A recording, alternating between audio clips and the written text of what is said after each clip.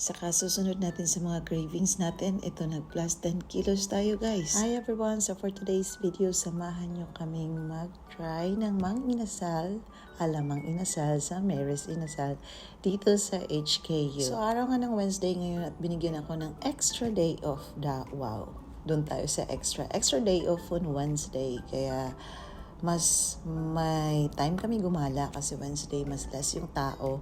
And bago kami pumunta dun sa Mary's Inasal ay nag-message muna ako sa page nila kung open ba sila to make sure, kasi the last time we came here is sarado sila on weekdays. I think it's Wednesday or Thursday also. So before kami pumunta is nagsabi na ako kung bukas ba sila, and luckily it's open kaya na-try namin. So nag-order nga kami ng chicken thigh and liempo plus unlimited rice. Is unlimited rice katulad sa Pilipinas, and may extra free soup siya, and yung kinuha naming set is kasama na yung halo-halo. And for the halo-halo review, it tastes good.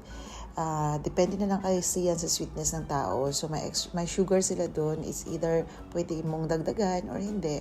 Depende yan sa panlasa mo. Para sa akin, pasado siya and masarap siya. Sinabi ko, depende sa level ng sweetness ng tao. Basta, ikaw na mag-a-adjust kung nadadagdagan mo ng sugar or hindi.